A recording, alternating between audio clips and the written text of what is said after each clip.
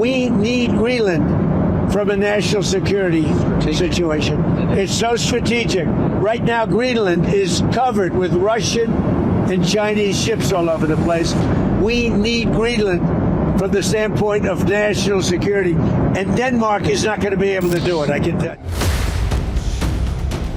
For det første så mener jeg, at man skal tage den amerikanske præsident alvorligt, når han siger, at han ønsker Grønland. Men jeg vil også gøre klart, at hvis USA vælger at angribe et andet NATO-land militært, så hører alting op. Altså inklusiv vores NATO og dermed den sikkerhed, som er blevet tilvejebragt siden afslutningen på 2. verdenskrig. I mean, we have been asking since the very beginning of this to have a constructive dialogue with our American ally and friends, free from social media and headlines and strong words. And we opened that dialogue last week. We will not give up on that. I mean, I have an agreement with the American Vice President. Thank you, Caroline. What about when Greenland reportedly sent troops over there? Does that change at all what the president is doing on this? And then a second question. Well, to your first question on Greenland, I don't think troops in Europe impact the president's decision-making process, nor does it impact his goal of the acquisition of Greenland at all.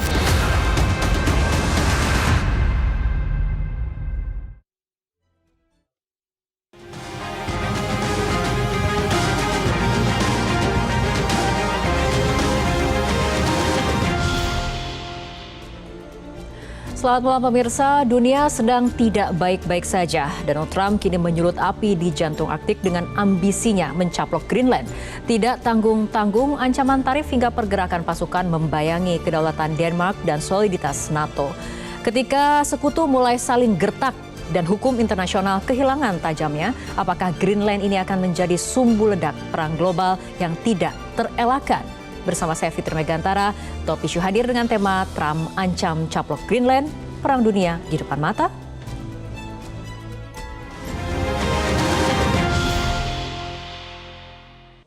Dan untuk membahas topik untuk malam hari ini telah hadir bersama kami narasumber di studio Metro TV, telah hadir anggota Komisi 1 DPR RI, fraksi PD Perjuangan, Bapak TB Hasanuddin. Pak TB, selamat malam. Apa kabarnya Pak malam hari ini? Alhamdulillah sehat. Alhamdulillah sehat, baik. Dan kemudian juga telah hadir praktisi dan pengajar hubungan internasional serta pendiri Synergy Policy, Ibu Dina Prapto Raharja. Selamat malam Bu Dina, terima kasih telah hadir di studio Metro TV. Bu Dina dan juga Pak TB di sambungan Zoom juga telah bergabung bersama kami pemirsa. Ada Duta Besar Indonesia untuk Kerajaan Denmark merangkap Republik Lituania, Ibu Siti Nugraha Mauludiah. Selamat malam waktu Indonesia, Bu Dubes. Selamat malam, selamat sore waktu Copenhagen, Pak Vivi. Baik. Dan juga telah bergabung dari sambungan Zoom analis militer Ibu Koni Rahakundini Bakri. Selamat malam, Bu Koni. Selamat malam Pak Jenderal, Bu Dina, Bu Dubes dan semuanya. Baik. Terima kasih. Saya akan ke Bu Dubes terlebih dahulu. Bu Dubes, bagaimana sebetulnya pemerintah ini merespon pernyataan Trump soal keinginannya mengambil alih Greenland? Kita bisa lihat dari sejak pernyataan Presiden Trump terkait Greenland ini, respon dari pemerintah Denmark itu selalu di tingkat PM, kepala negaranya. Jadi memang Denmark melihat isu Greenland ini ancaman terhadap kedaulatan Denmark karena Denmark melihat bahwa Greenland adalah bagian yang tidak terpisahkan, bagian wilayah yang tidak terpisahkan dari kerajaan Denmark. Jadi ini memang selalu di tingkat kepala negara memperlihatkan bahwa hal ini isu yang mengancam kedaulatan mereka. Dari KBRI sendiri Denmark berkomunikasikah kemudian dengan pemerintah Denmark mengenai update perkembangan situasi terkini mengenai isu ini? Kami mendapatkannya dari sumber-sumber terbuka kan memang pemerintah Denmark tidak menyediakan forum khusus untuk mengupdate para dubes, tapi kami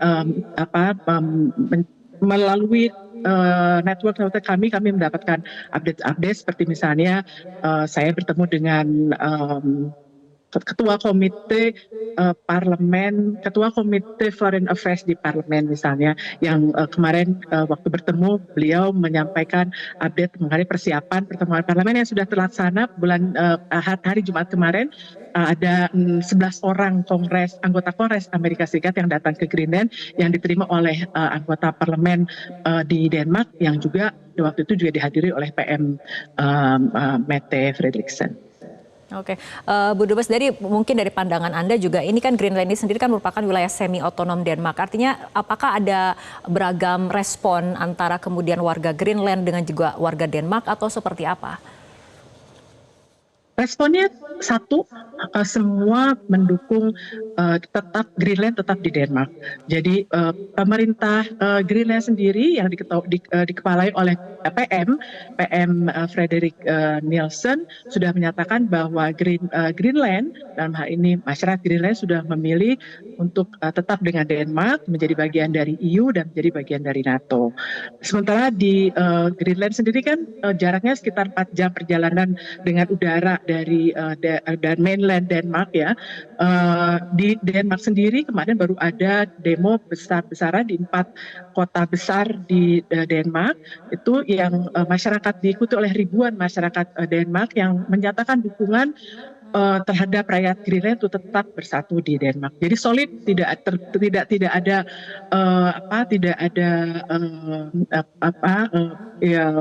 semua solid mendukung Greenland untuk tetap di Denmark. Oke. Seperti juga keinginan masyarakat Greenland sendiri. Oke, KBRI sendiri berkomunikasi dengan WNI yang ada di Denmark atau mungkin yang ada di Greenland seperti apa? Dan kemudian apakah WNI yang akan menuju ke Denmark ataupun Greenland ada imbauan-imbauan tertentu, Bu Dubes? Sampai saat ini perlu kami informasikan bahwa tidak ada WNI Indonesia yang jadi penduduk di Greenland. Jadi di Greenland tidak ada penduduk WNI kita. Pertama itu, kemudian situasi di Denmark pada saat ini masih seperti biasa, Mbak Fitri ya, tidak ada misalkan panik buying atau terlihat lebih banyak anggota militer misalnya. Di Greenland sendiri dari sumber-sumber yang kami dapatkan, baru sejak akhir minggu kemarin ada terlihat beberapa personel, itu pun tidak seperti siap perang, tetapi hanya seperti patroli biasa, dan itu hanya kalau istilah yang disampaikan kepada kami, just in some corners kata. Jadi di Nuuk sendiri di ibu kota di Greenland itu tidak ada situasinya masih business as usual. Sama juga di Denmark mainland, semua business as usual kecuali kemarin ada demo untuk menunjukkan dukungan. Tapi lebih dari itu, anak-anak tetap sekolah, yang kerja tetap kerja, yang main salju tetap main salju karena kemarin kebetulan salju sedang banyak. Jadi business as usual dan sampai saat ini kehidupan masih normal di sini. Oke, Bu Dubes, saya akan kembali ke studio terlebih dahulu dengan Pak TB. Ini dengan situasi sikap Trump dalam kemudian ingin menguasai Greenland, kondisi di Denmark dan juga Greenland seperti itu. Sebetulnya dari Parlemen Indonesia sendiri, di DPR sendiri, bagaimana menyikapi kondisi ini? Iya, jadi begini, saya ingin berbicara dulu soal kemungkinan-kemungkinan. Jadi sebelum masuk pada sikap itu kita pelajari dulu. Ya, pertama ini suatu situasi yang memang khusus. NATO mau berperang dengan NATO yang doktrinnya seharusnya saling melindungi.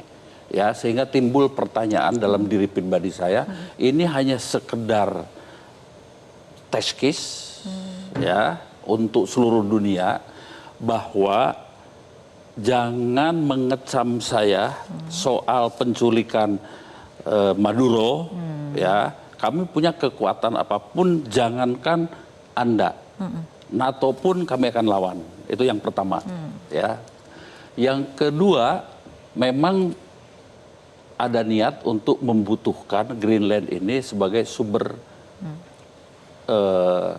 SDA alam lah. Jadi di situ ada gas, di situ ada minyak, kemudian ada tanah langka dan lain sebagainya. Ya. Jadi memang butuh untuk itu. Tetapi sesungguhnya sebagian pasukan khususnya Angkatan Udara termasuk radar-radar khususnya sudah ada di sana. ya. Kemudian yang kedua, kalau kita lihat geografinya, Greenland itu kan di atas atau di wilayah laut utara, ya, Antartika Utara.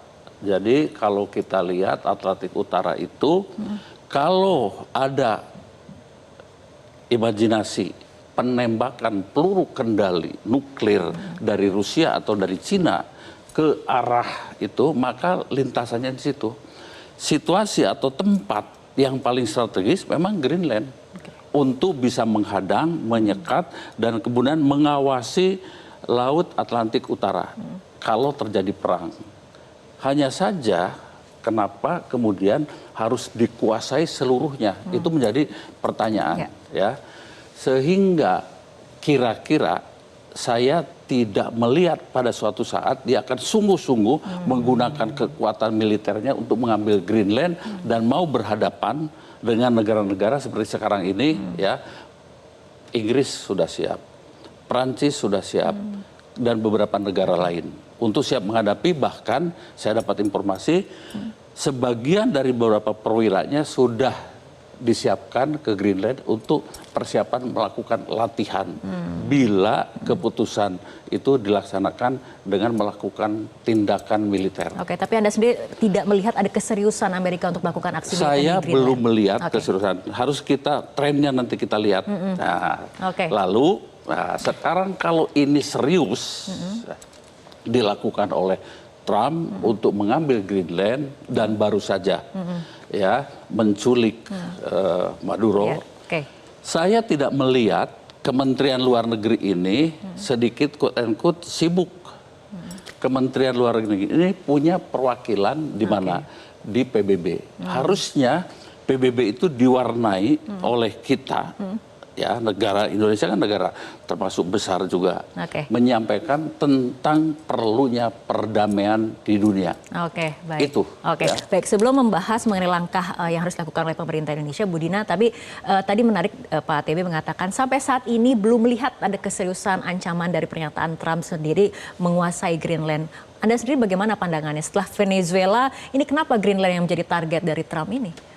Satu, saya sudut pandangnya politik ekonomi ya. Karena kalau dilihat dari narasi Trump, yang paling konsisten adalah bahwa Trump itu make Trump great again. Menurut saya bahkan bukan... Jadi kebijakannya pribadi, pandangannya bukan sebagai negara. Dia itu take things very personally ya. Jadi walaupun dia menggunakan banyak fasilitas dan dia juga bicara atas nama Amerika, tapi cara beliau berpikir, cara dia mengambil keputusan, cara dia bahkan take credits ya for things ya, untuk hal-hal itu perkembangannya seperti apa, itu dia tarik semua ke personality beliau. Jadi kalau saya sampai di titik ini melihat bahwa sebenarnya kalau dia kampanyenya itu MAGA ya, Make America Great Again, sampai titik ini malah belum, jadi makin gak jelas nih, Amerika itu akan great atau Trump yang akan great. Karena dia berusaha untuk mengangkat agenda Greenland ini di tengah satu, Amerika itu secara ekonomi declining loh, menurun. Jadi Trump jilid 2 tidak berhasil atau belum berhasil kita bisa bilang untuk menutup defisit Amerika Serikat yang begitu besar. Upaya untuk dia mulai memisahkan diri dan lebih keras terhadap China tidak terlalu membuahkan hasil. Bahkan China sudah lebih maju, berhasil memperoleh surplus di bidang ekonomi walaupun udah ditekan habis-habisan lewat tarif ya. Kemudian yang kedua, kalau dilihat dari kemampuan militer pun, China tetap masih melaju terus dengan melampaui Amerika Serikat, malah makin kekeh gitu ya, kalau orang bilang makin gigih dia untuk menunjukkan bahwa China itu bisa melakukan hal ini. Jadi dari sisi ekonomi, NATO itu juga sebenarnya kan mitra paling kuat Amerika Serikat untuk peningkatan pertumbuhan ekonomi. Tetapi dengan kasus Ukraine yang belum selesai sampai sekarang, ini seperti kaki mereka dijerat dan ekonomi makin turun. Jadi menurut saya karena dia tadi sangat personalistik dalam pendekatan, cara dia melihat penyelesaian masalah sebenarnya mulai kelihatan tidak koheren, tidak kohesif gitu. Jadi kalau kita memandang masalah Greenland, menurut saya dia matanya tetap ke arah China, bagaimana dia menyelesaikan masalah defisit di Amerika Serikat, tetapi dia jalan sambil pelan-pelan gitu loh, sambil ngelihat reaksi orang-orang, kemudian Testing the water gitu ya? Testing the water juga di Eropa, dan kalau dia mau lebih galak sama Eropa, ada kemungkinan masih. Jadi saya sama seperti Bapak, masih ada kemungkinan dia masih bisa menunjukkan gertak yang lebih keras dengan mungkin menurunkan sesuatu yang mengejutkan secara militer, karena Macron juga keras dan Inggris juga sangat kecewa terhadap Trump. Tapi kalau perang terbuka, menurut saya kok kayaknya Rusia tenang-tenang saja. Bahkan update terakhir adalah Rusia ditawari masuk di Board of Peace Gaza kan, termasuk Belarus, kawan dekatnya Rusia. Artinya dia masih berusaha cari deal nih untuk soal Ukraina. Nah, selanjutnya kita akan membahas ini bagaimana sebetulnya potensi eskalasi. Apakah tadi ini merupakan hanya sebatas saling gertak, atau gertaknya itu ada isinya seperti itu ya Bu Dina dan juga Pak TB. Tapi kita akan lanjutkan usai jeda berikut ini.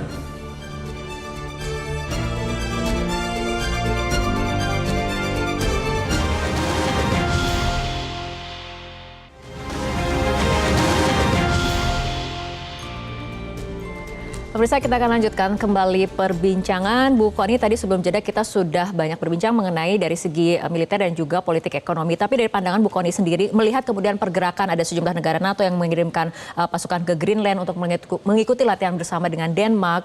Kemudian dengan melihat sikap dari Trump sendiri, sebetulnya potensi ini akan ada eskalasi seperti apa? Kita melihat juga bagaimana kemudian respon Rusia dan juga China sampai saat ini sepertinya masih wait and see seperti itu. Bu Kony, atau bagaimana? Saya mesti bicara dulu kalau dari penglihatan kita tentang China dan Rusia. Saya pikir dia nggak wait and see. Kalau kita lihat misalnya reaksi ke Maduro dulu ya. Begitu Maduro itu terjadi case kan mereka langsung latihan bersama negara-negara BRICS di Afrika gitu. Nah kalau kemudian pertanyaan adalah kemudian ke Trump, mungkin ada di belakang back of mind gitu daripada beberapa kepala negara dunia. Ini nih ancaman ini kenapa ya? Jadi jangan Trumpnya, tapi kenapa ada tendensi bahwa tatanan dunia ini sekarang bergeser kepada hukum dengan kekuasaan terang-terangan atau apa ya, dengan pernyataan terang-terangan. Dulu tuh kan ekspansi itu disamarkan kan. Hari ini bahasa kekuasaan itu jadi vulgar, ya kan? Orang tuh masih kaget untuk bereaksi seperti apa, sepertinya itu. Tapi kalau ditanya misalnya seperti saya sepakat dengan Pak Jenderal tadi sampaikan, sebenarnya kalau masalah Trump ini mungkin kita nggak angkat judul Trumpnya ya, karena menurut saya Trump juga kalau nggak didukung oleh sebagian orang Amerika nggak mungkin bisa menjalankan apa yang dia inginkan. Pertama kita mesti lihat dulu kepentingan Trump atas Greenland itu apa. Kita kan mesti paham itu tuh kunci militernya Arktik. Kemudian itu jalur strategis Rusia Amerika. Kemudian itu cadangan seperti disampaikan tadi oleh Pak Jenderal. Ada juga rare earth material. Dan yang paling penting menurut saya inilah kontrol masa depan. Karena kalau es mencair dengan global warming, maka mencairnya es Arktik ini juga akan merubah tatanan dunia. Apalagi misalnya Mbak Dina bisa sampaikan dari politik ekonomi. Jadi kalau sekarang pertanyaannya apakah ini akan menuju perang dunia misalnya atau perubahan dunia besar-besaran? Kalaupun iya mungkin tidak seperti perang dunia tahun 1939-an gitu kan. Tapi dunia ini sudah masuk ke prakonfrontasi struktural dan ini lebih mengerikan karena tidak akan langsung perang global, tapi bagaimana eskalasi militer regional yang akan saling merayap, saling menular gitu. Tadi kan Mbak Dina sudah singgung soal Timur Tengah misalnya. Nah, bagaimana kemudian muncul perlombaan senjata, muncul kemudian konflik sumber daya dan kemudian yang paling saya takut sebenarnya bukan Trumpnya. Karena isunya itu bukan di Trumpnya, tapi di normalisasi atas ancaman. Jadi kalau ini dibiasakan atau ini dianggap sebuah kewajaran atau dinormalisasi, maka sekali lagi perang dunia itu nggak akan dimulai lagi dengan bom, tapi dengan bagaimana kita membiarkan dunia dan pemimpin dunia itu kehilangan tabu atau rasa tabu untuk menggunakan ancaman kekuatan. Menurut saya kalau kita diam itu yang menjadi bahaya, bukan tentang Trumpnya, karena kalau Trumpnya itu hanya gejala ya tentang perubahan ini gitu, bukan sebuah hal yang harus kita pikirkan betul gitu. Karena sekarang kalau saya lihat misalnya dulu tuh perang kan betul-betul dibungkus ideologi ya. Wah ini komunis, ini non komunis gitu kan. Sekarang kan ekspansi itu dibungkus dengan kepentingan nasional yang ekstrim. Dan itu sudah dinyatakan misalnya oleh, saya lupa nama jenderal perempuannya, menyatakan bahwa ya kami ke Greenland karena di sana sumber rare earth material dan hal-hal lain tentang masa depan energi dunia. Walaupun Trump tidak menyatakan ansih seperti itu terang-terangan, tapi yang jenderal menyatakan seperti itu kan udah jelas dari pandangan militer itu adalah kepentingan strategik Amerika Serikat. Nah, artinya yang mau saya bilang adalah dunia itu masuk era post moral geopolitik. Jadi secara moralitas kita tuh sudah, Trump ini mencontohkan, saya sudah sekarang nggak usah dibungkuslah dengan kata-kata cantik apa ideologi, pokoknya apa yang saya mau itu akan saya bikin. Nah, Rusia sama Cina jelas akan bereaksi, apalagi kalau kita lihat mereka itu punya konsep Greater Eurasian Partnership, dan Greater Eurasian Partnership bagaimanapun itu akan sangat berhubungan dengan lautan-lautan dingin di sebelah sana. Nah, inilah yang mungkin sekarang sedang disikapi hati-hati betul oleh kedua negara. Yang paling penting sebenarnya juga tadi kan kita bicara soal reaksi Indonesia. Kalau saya pikir Indonesia itu yang penting kita tidak kehilangan otonomi strategis kita, posisi non-alignment movement kita yang ternyata sekarang bisa menjadi sesuatu yang sangat positif. Karena apa? Kita bisa memperkuat apa yang Bu Megawati sampaikan beberapa waktu lalu gitu, waktu kami ketika bertemu antara negara non-alignment movement, bahwa harus lahir non-alignment movement 02. Artinya apa? Bagaimana kemudian Global South ini dapat menjadi jangkar penyeimbang di tengah konfrontasi negara-negara yang senang berantem lah, kalau kita bisa sebut senang berantem, kok tiba-tiba adem ayem Greenland jadi ramai begini. Dan yang paling penting sebenarnya kita itu mungkin juga dalam momentum seperti ini memang harus sadar bahwa rasa takut itu tidak membantu. Tapi bagaimana kalau kita tuh membangkitkan kesadaran dan kesiapan atas hal-hal strategis jika Trump ini terus, atau gejala seperti Trump. Saya nggak akan menyebut Trump ya, karena saya takutnya Trump lain juga akan lahir. Misalnya ini terjadi. Tapi kembali kepada Greenland sendiri, makanya saya nggak pernah condemn Trump, karena saya pikir kalau saya coba menjadi berpikir cara dia mungkin berpikir tentang dalam logika militer disampaikan oleh Pak TB tadi. Itu kan bagaimanapun juga adalah lintasan terpendek untuk ICBM atau rudal antar benua. Jadi itu sangat, secara buat Amerika sangat strategik, buat Rusia sangat strategik. Permasalahannya sekarang adalah bagaimana si radar peringatan dini, si sistem pertahanan udara, bagaimana pangkalan misil di sana, itu semuanya bisa dikuasai oleh siapa dulu gitu. Itu kayaknya kesana arahnya nanti. Jadi itu menjadi pertimbangan banyak hal tentang apakah perang ini akan terus seperti apa. Dan kemudian juga kita mesti lihat bahwa yang paling penting buat Amerika ini kan pangkalnya Thule.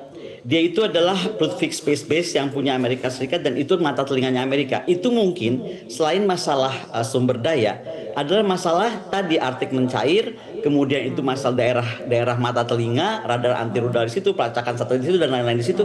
Maka kemudian Amerika rasa perlu nih. Yang saya kaget memang Trump tidak tanggung-tanggung, bilangnya malah sudah demikian blunt. Tapi kembali lagi, apakah kita harus takut sama Trump? Bukan. Kita harus takut pada permisif atau sifat-sifat permisif dari negara dunia menyikapi hal ini. Kalau saya lebih takut itu dibandingkan Trumpnya sendiri.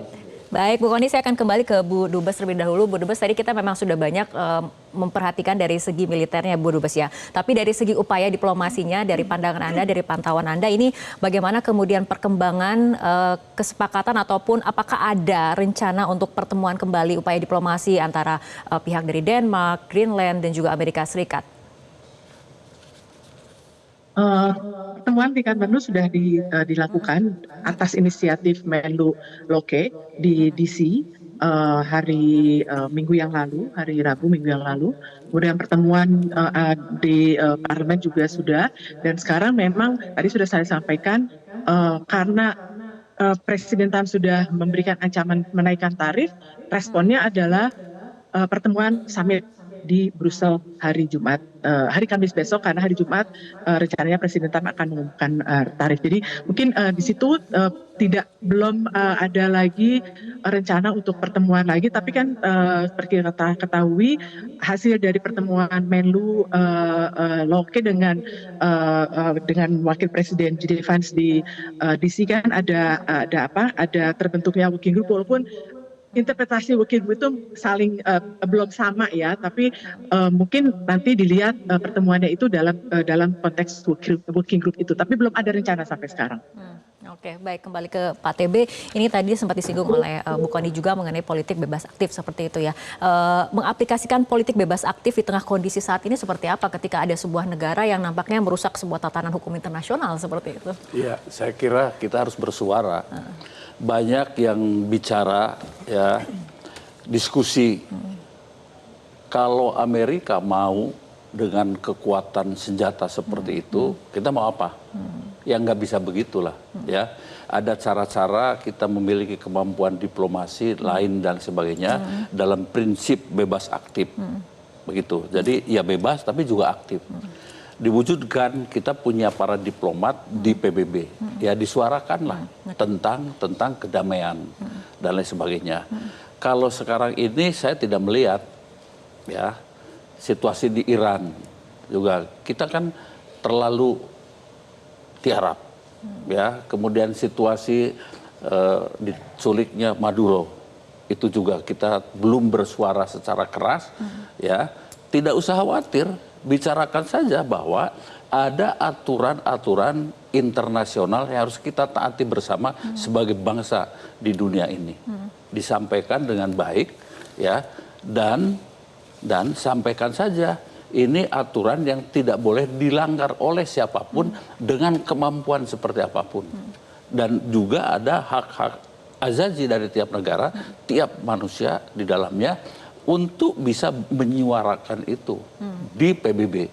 Sarananya kita di PBB, ya. Kita sebagai negara yang bebas, ya, kita sebagai negara yang berdaulat penuh harus memiliki kemampuan untuk itu.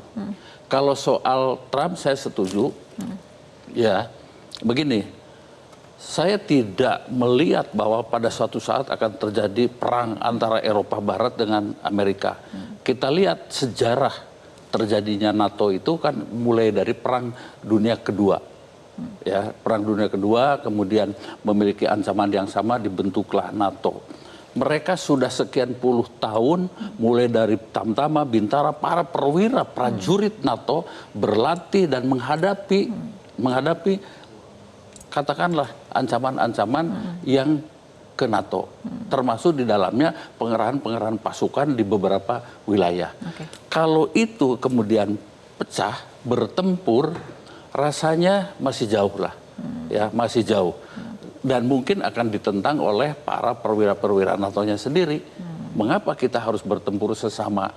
Karena apa juga dari masalah latihan, kemampuan intelijen, dan data-data intelijen sekalipun mereka memiliki untuk itu.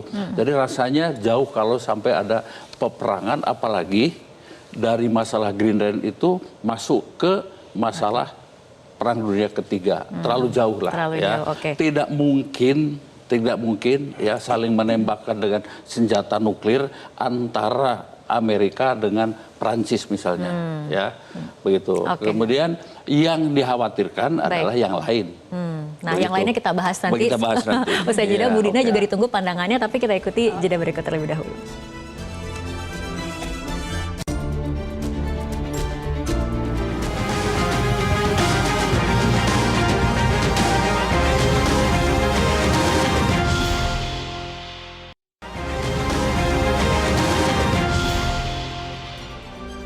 Pemirsa, kita lanjutkan kembali perbincangan. Bu Dina, ini pertanyaannya masih kurang lebih sama ke Pak TB mengenai mengaplikasikan politik bebas aktif, non-blok di tengah kondisi seperti ini ketika Amerika nampaknya meruntuhkan semua hukum internasional seperti dengan melakukan hal-hal yang agresif. Saya meluruskan dulu beberapa hal tadi ya terkait dengan kenapa Trump di sini menjadi satu figur penting yang tetap aja harus kita cermati. Karena dia sudah menunjukkan dia bisa mundur dari begitu banyaknya organisasi internasional dan melupakan begitu banyak mekanisme yang kita pikir selama ini solid. Bahkan di dalam NATO sekalipun, itu sebenarnya mereka nunggu banget nih Amerika Serikat. Mereka masih punya di dalam hati mereka. Saya kebetulan ke Brussels dan ke Berlin ya, akhir tahun kemarin, itu bertemu dengan NATO di dalam NATO. Dan mereka itu nggak punya alternative decision making ketika tidak dipimpin rapatnya oleh Amerika. Ini kan menurut saya aneh gitu ya. Tapi kenyataannya saya sepakat dengan Bapak tadi poin bahwa jenderal-jenderalnya pun hatinya tuh masih mendua. Karena resources terbesar mereka ya dari Amerika Serikat. Jadi menurut saya di situ kuncinya berbeda dengan Presiden Amerika Serikat yang lain. Trump itu benar-benar merasa bahwa semua agenda yang dia gerakkan di Amerika Serikat itu harus terhubung langsung dengan agenda dia. Itu yang membedakan dia dari Presiden Amerika Serikat yang lain. Tapi di sisi lain saya juga melihat bahwa skenario perang itu bukan perang terbuka seperti yang kita bayangkan.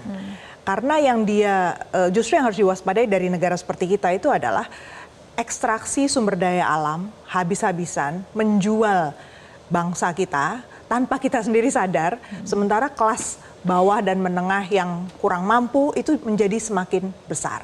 Itu yang harus kita antisipasi karena elit-elit politik bisa jadi dalam durasi waktu yang masih cukup panjang itu bisa enjoy dengan situasi yang nggak pasti ini. Tetapi tekanan pada kelompok menengah ke bawah itu semakin besar karena tren ke depan itu adalah tadi membuka jalur baru infrastruktur diplomasi. China itu aktif sekali membuat lewat bisnis. Kemarin dia mulai dengan Belt and Road Initiative, sekarang dengan renewable energy dia juga langsung terdepan, greening Belt and Road, membuat semuanya hijau dan mereka langsung terdepan dari segi teknologi dan segala macam. Logistik dia udah bikin seluruh dunia itu logistiknya nomor 1 90% dikuasai oleh China. Makanya Trump kemudian bilang, wah ini bukan cuma sekedar diplomasi yang omon-omon gitu ya, tapi secara konkret di lapangan mereka udah menguasai titik-titik strategis. Jadi dan betul poin bahwa sumber daya alam kita harus jaga betul, berarti harganya sangat mahal dalam diplomasi. Yang ini kita harus transparan betul ya dengan para elit kita juga, politisi kita, jangan sampai di belakang layar ternyata ada deal dan ternyata tidak menguntungkan kita, tidak menguncur ke APBN, tidak ada sangkut pautnya lagi dengan agenda jangka panjang bangsa kita. Karena kalau diperhatikan negara-negara yang punya konsentrasi sumber daya alam bagus itu sekarang sudah mulai dipetakan, kemudian ditarik untuk kemudian membangun ujung-ujungnya senjata sih memang. Tapi kalau perang terbukanya masih nanti mungkin. Tapi sekarang mereka mau adu dulu kekuatan ekonomi. Sebisa mungkin mereka mungkin agenda decoupling atau memisahkan diri Amerika China ini masih akan tetap berjalan ya. Sementara Rusia berusaha untuk menyembuhkan dirinya pasca perang Ukraina yang begitu menyedot biaya. Tapi ujung-ujungnya tidak mustahil memang situasi semakin panas dan perlombaan senjata semakin buruk. Dan kalau Trump ini masih lama, soalnya masih 3 tahun tuh menurut saya lama banget. Miskalkulasi itu masih mungkin terjadi. Selanjutnya saya akan ke Bu Dubes. Bu Dina, ini menghadapi ataupun menyikapi dinamika yang terjadi saat ini, sebetulnya upaya diplomasi sejauh apa sih yang sudah dilakukan ataupun mungkin ada rencana yang akan dilakukan, terutama kemudian mungkin berbicara di PBB atau apa kemudian agendanya? Pada saat ini pemerintah Indonesia mengamati dinamika yang terjadi karena memang sangat volatil sekali. Jadi for now mencermati, mengamati dan menghimbau pada pihak-pihak yang terkait untuk mengedepankan dialog dan diplomasi instead of menggunakan tools lainnya yang mengedepankan cara-cara damai. Ini pada saat ini lebih untuk mengamati dan mencermati. Saya akan ke Bu Kony mengenai tadi dikatakan oleh Bu Dina ataupun juga pandangan dari Pak TB bahwa sebetulnya NATO ini terbelah seperti itu karena kemudian hubungan dengan Amerika sendiri kan sebetulnya selama ini adalah sekutu, tapi kemudian saat ini kita dihadapkan dengan antar sekutu saling gertak seperti itu. Ini bagaimana Bu Kony? Iya, ini jadi menjadi sangat menarik sih sebenarnya memang memperhatikan ini, makanya mereka yang memusuhi Rusia kita bisa lihat sekarang agak berpikir ulang. Contoh Italia sudah menyatakan bahwa ini kayaknya udah waktunya tanpa tahu malu sih menurut aku, tapi lebih baik jujur bahwa udah waktunya nih negara-negara Eropa berbicara dengan Rusia karena memang menurut saya berat kalau kita bicara tentang Arktik atau tentang Greenland ketika kita tidak bawa Rusia ke sana karena dengan NATO versus Amerika yang kita baca ya, dan juga Amerika versus Rusia dan Cina misalnya, itu eskalasi regional itu pasti semakin meningkat. Artinya adalah masuknya negara-negara yang tidak pernah ada sebelumnya ke negara Nordik masuk ke NATO, dan itu akhirnya menzigzag apapun kontak langsung dengan Rusia ataupun Amerika. Yang tadinya kita cuma lihat pembelahan itu hanya 2 negara itu misalnya yang selama ini seolah-olah berseberangan. Kemudian bagaimana Arktik bukan lagi zona rendah ketegangan, tapi sekarang menjadi satu hal yang sangat mencuat gitu kan. Tapi intinya kalau untuk Rusia sendiri ini ada keuntungan ya. Kita kayaknya jadi mampu memecah strategic encirclement terhadap Rusia. Karena tadi dengan NATO tuh akhirnya jadi terberai dengan kasus ini. Ini kan menarik sekali sebenarnya kalau kita perhatikan. Tapi kembali saya ingin singgung aja tadi yang disampaikan Mbak Dina tuh ada banyak benarnya. Kan kita harus tarik nih, apa sih sebenarnya buat Indonesia ya? Kalau buat saya pembelajaran paling penting dari kasusnya Trump ini, yang saya khawatirkan cuma satu. Trump akan mendorong yang lebih gila lagi adalah masuk dengan military operation other than war. Karena kalau kita sekarang bicara tentang perang dengan military operation other than war, apapun bisa terjadi. Kegilaan itu bisa bicara dengan misalnya, hutan tropis itu global common. Besok gue ke Indonesia, karena kenapa nih hutan tropis gue diganggu misalnya. Kemudian kita bicara tentang food security, laut dan ikan. Kalau kita bicara buku putih pertahanan Perancis, coba kita lihat beberapa daerah kita tuh sudah diblok oleh Perancis menjadi daerah-daerah yang patut mereka lindungi jika terjadi sesuatu kepada ancaman food security dunia. Artinya, kalau kebiasaan Trump tadi, ya kan, dibenarkan atas nama kepentingan pemimpin yang membenarkan apapun tindakan atas nama kepentingan nasional negaranya, kalau kita permisif tentang hal itu akan bahaya. Ketiga misalnya, kita bicara tentang strategic necessity, tentang rare earth material yang tadi disinggung Pak Jenderal. Itu orang semua bisa masuk, termasuk bisa masuk ke Papua, Kalimantan, dan Sumatera atas nama environmental security narrative. Itu kan, karena kan sekarang kita masuknya ke law warfare. Jadi apapun orang dibentuk atas nama pelanggaran ini, pelanggaran itu, pelanggaran begini dan begitu, kemudian bisa gerakan masuk dengan gerakan militaristik. Nah, tapi saya mungkin mau mengingatkan, tadi menurut saya belum selesai kita bicara soal non-alignment movement, karena menurut saya ada yang dapat dibawa oleh Indonesia. Pertama kita membawa bagaimana non-alignment movement 02 ini membawa solusi rasional, bagaimana mereformasi PBB misalnya secepatnya. Kenapa PBB sepertinya tidak berdaya? Apa kita kemudian harus mereform dia gitu? Kemudian bagaimana kita mereview mekanisme penggunaan kekuatan? Karena kalau sudah caranya begini kan bahaya nih. Satu negara powerful akan bisa melakukan apapun terhadap negara lemah atau menengah atau negara yang susah gitu kan. Nah kemudian bagaimana peran-peran regional atau middle power itu harus didorong oleh negara non-alignment atau gerakan non-alignment movement 02 supaya paling tidak kalaupun kelihatannya PBB itu tidak berdaya, dapat terjadi peredaman yang terjadi. Karena gini, yang paling penting kita mesti ingat 3 tesis utama ya. Sekarang itu military operation other than war akan menjadikan senjata normatif. Yang kedua, lawfare itu menjadi jembatan antara hukum dan kekuasaan. Yang ketiga itu kedaulatan itu sedang diredefinisi seenaknya. Dan itu menurut saya jadi PR kita, kalaupun kita harus bersikap atau bersuara dan menyatakan sesuatu dari Kemlu. Oke, Pak TB ada tanggapannya? Iya, saya kira begini juga. Berdasarkan situasi, apakah itu geopolitik, geostrategi di dunia ini, kita segera mengambil hikmahnya. Ya, di samping kita barangkali sebagai negara yang mandiri harus memiliki kemampuan diplomat yang tinggi, bukan kemampuan tempur ya, tapi diplomat yang tinggi. Kita juga sudah harus mulai melakukan pembinaan kohesi ASEAN. Ya, kita lihat saja. Regional itu sih. Ya, di wilayah regional kita. Karena itu suatu saat akan bermanfaat. Ya, kita masih bisa menyaksikan kenapa sih perang Kamboja dengan Thailand tidak diselesaikan oleh bangsa ASEAN saja. Begitu ya. Kenapa kok harus Trump turun berbicara memanggil kedua negara itu? Dan itu sesungguhnya kalau kita berbicara soal kohesi ASEAN sesungguhnya bisa begitu. Ini mungkin menjadi sebuah pengalaman kita ke depan ya. Dan yang paling penting saya sepakat ya. Sekarang ini perang dimunculkan karena apa? Perebutan sumber daya alam dan kita berlimpah ya harus kita jaga. Dan kalau sudah kita jaga tidak diambil oleh asing, kita dijaga oleh kita, oleh bangsa kita sendiri hanya untuk kepentingan rakyat, bukan untuk kepentingan segelintir orang. Oke, baik Pak TB dan juga Bu Dina, kita akan lanjutkan kembali perbincangan, tapi seperti biasa kita harus ikuti jeda berikut terlebih dahulu.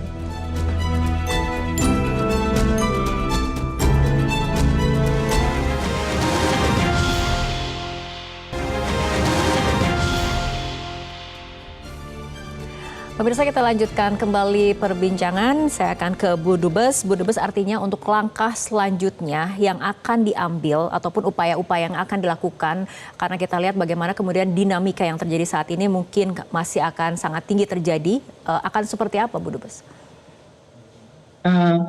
Baik Mbak Rini dan Mbak Fitri, pertama pemerintah Indonesia sekarang sedang mencermati dengan seksama dinamika yang tengah terjadi, dan pada saat yang bersamaan menghimbau kepada semua pihak untuk selalu mengedepankan dialog dan diplomasi serta mengambil langkah-langkah damai, dan terus menjunjung tinggi prinsip-prinsip piagam PBB serta hukum internasional terkait penghormatan terhadap kedaulatan dan integritas wilayah setiap negara.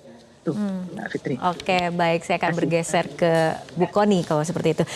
Bu Kony, artinya dengan melihat sikap Amerika saat ini, kemudian orang kemudian khawatir terhadap hukum internasional yang tidak kemudian dihormati dan tidak tajam seperti itu, potensi kemudian perpecahan antar sekutu di NATO sendiri, ini pelajaran apa yang bisa pemerintah Indonesia ambil dari kondisi dinamika yang terjadi saat ini? Menurut saya pertama kita mesti ambil, kita jangan jump to conclusion bahwa Trump itu gila. Karena dalam geopolitik itu orang yang berbahaya itu bukan orang gila. Tapi bagaimana orang-orang yang menormalisasi ancaman kekuasaan. Jadi itu yang kita mesti sadari. Jadi jangan salahkan Trumpnya, tapi salahkan kenapa dunia terdiam dan kalau kita menjadi bagian dari yang diam. Yang kedua adalah perang dunia hari ini tidak dimulai dengan bom, tapi dengan hilangnya rasa tabu menggunakan ancaman kekuatan. Dan itulah kenapa pentingnya sekarang kita mendorong Non-Alignment Movement 2 yang dicanangkan oleh Ibu Megawati Soekarno Putri, bahwa kita harus gerakan itu dan kami akan segera bertemu di Burkina Faso Desember ini. Semoga bisa dipercepat kalau kita melihat keadaan dunia seperti ini, tapi dari situlah kembali kita percaya pada apa yang dinyatakan Soekarno dulu, bahwa kita harus kembali kepada posisi non-alignment. Saya kira itu aja. Jadi itu kita udah punya pegangan itu, kenapa nggak kita teruskan aja lah. Udah ada senjatanya ya, senjata itu kita pertajam. Saya kira itu aja. Baik, Bu Kony, selanjutnya saya akan ke Bu Dina nih. Apakah diplomasi masih ada ruang atau dunia sedang menuju normalisasi politik caplok wilayah nih seperti itu? Artinya pelajaran apa yang harus dipetik oleh Indonesia? Justru menurut saya ruangnya makin terbuka. Tapi asal kita tidak state centric, tidak fokus hanya pada mengkonsolidasi kekuatan negara. Karena yang negosiasi misalnya tadi di Burkina Faso atau di tempat lain itu hanya aktor negara saja, itu dengan mudah kita udah lihat dipreteli. Dengan mudah apapun komitmen yang dilakukan negara itu dilemahkan oleh negara lain seperti Amerika Serikat. Jadi sekarang itu sebenarnya kuncinya adalah untuk tetap mengikatkan diri, negara itu sumber kedaulatannya dari rakyat. Kalau dia tidak berpisah dari rakyat, negara tidak berpisah dari rakyat, justru agenda-agenda tadi terkait kedaulatan bisa dibicarakan dengan lebih substantif. Karena tadi ke depannya itu yang akan menanggung akibatnya, bahkan seluruh biayanya mau dia ekonomi baik atau ekonomi buruk kan rakyatnya. Sumber daya alam akan terkikis habis, sangat minim di banyak belahan dunia, tapi yang masih hidup adalah manusianya. Dan mereka lah sumber dari penggerak ekonomi, penggerak kerjasama. Jadi harus diajak kelompok-kelompok masyarakat sipil, pemikir ke dalam lingkar pengambilan keputusan. Jadi kalau ada diplomasi menurut saya jangan langsung membayangkan ada satu lembaga, institusi yang jadi. Ini tahapnya untuk eksplorasi dan jangan tinggalkan unsur-unsur non-pemerintah. Oke, baik. Pak TB? Jadi pelajaran yang bisa kita ambil yang pertama itu saya dalam hal ini mendorong agar Kementerian Luar Negeri juga mendorong para diplomat kita yang ada di PBB, tolong suarakan tentang keadilan, tentang kebenaran, tentang juga kedamaian, dan hak-hak kita ini dilindungi. Termasuk di dalamnya agar taat pada hukum internasional yang kita sepakati bersama. Tidak usah takut karena itu sesuai dengan konstitusi kita. Itu yang pertama. Yang kedua, ya kita jaga sumber daya alam kita ini hanya untuk kepentingan rakyat. Itu juga sesuai dengan Undang-Undang Dasar tahun 45. Bukan hanya untuk kepentingan negara lain, apalagi kepentingan segelintir orang. Itu bisa. Kita harus memulainya. Oke, baik. Pak TB, Bu Dina, Ibu Dubes dan juga Bu Kony, terima kasih telah berbincang bersama kami malam hari ini. Pemirsa, Greenland menjadi ujian tatanan dunia di tengah ambisi dan menurunnya kepercayaan global. Indonesia diharapkan tetap konsisten pada sikapnya, menghormati kedaulatan, menjunjung hukum internasional dan mendorong diplomasi karena stabilitas dunia lahir dari aturan dan dialog, bukan tekanan dan ancaman. Saya Fitri Megantara, terima kasih, sampai jumpa.